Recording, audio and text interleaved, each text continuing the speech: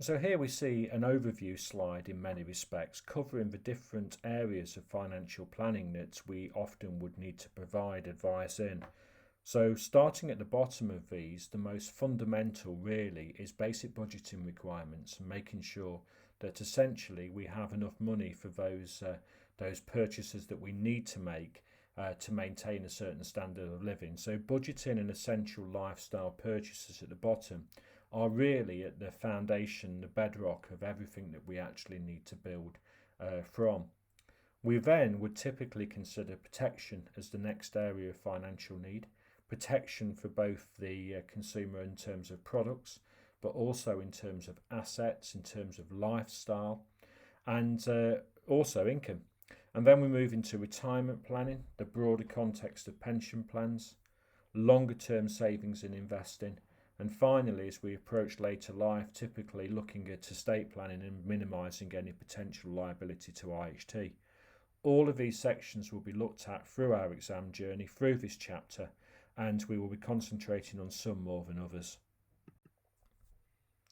So when it comes to the basic budgeting requirements of individuals, a financial advisor will generally make sure that any of their clients can meet their day-to-day expenditure before making any suitable recommendations. So a fact find will help determine the levels of income and expenditure that the client has, or perhaps the level of income and expenditure that a client will have on certain life events such as retirement. This is known as a budgeting assessment and will need revisiting at each particular review that's undertaken with a client and any change noted in the fact find.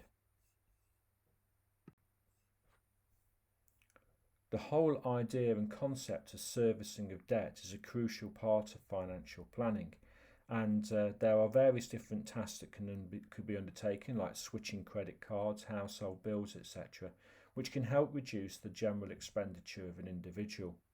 Expenditure should be categorised and prioritised, as should any debts and loans, with the emphasis being on the most important aspects.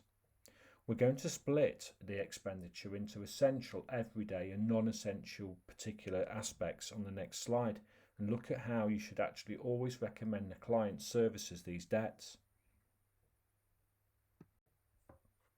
So when it comes to expenditure, as we've mentioned, we have essentially three categories that we need to consider. We have essential expenditure, the priority really, housing, the utilities, childcare costs. Then we have everyday, so food costs, cleaning costs, travel costs, and essentially our non-essential discretionary expenditure, I guess, on things such as clothing, excluding the essential clothing, holidays and social expenditure. So when expenditure is tight, often a split of it into these three sectors can help focus the mind of the client. We also need to categorise debt. So we have priority debts and secondary debts and expenditures.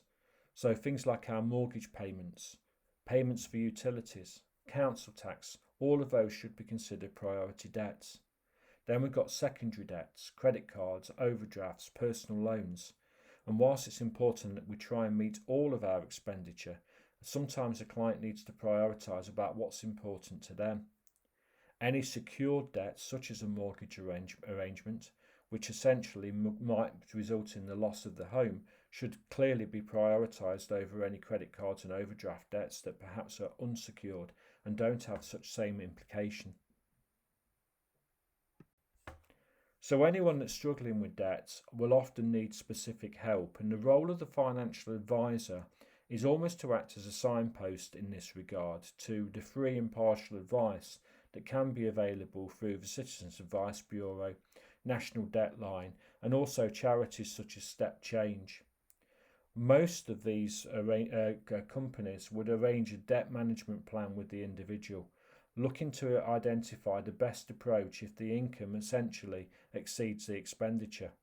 If the expenditure exceeds the income, then that's a more fundamental problem. You can also consider consolidation of debts. This is where we will bring together into one particular arrangement all of the actual existing debts that are in place. That can help with budgeting, but often would result in a higher amount being paid back due to the need to actually extend the period of the actual borrowing over a longer period. For those that actually do have expenditure that's more than income, then unfortunately something more formal is probably going to be necessary. Bankruptcy is often attempted to be staved off through an individual voluntary arrangement. An individual voluntary arrangement being a plan which is negotiated essentially with your creditors, who agree to reduce the amount of the actual amount that they are owed in return for a more surety of actual payment, typically over a 5-year period. Bankruptcy is clearly seen as a last resort. We explore both IVAs and bankruptcy in the next module.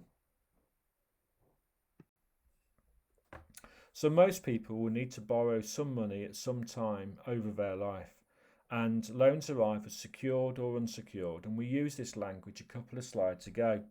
Secured loans are where an asset is offered as collateral, a mortgage, so to speak.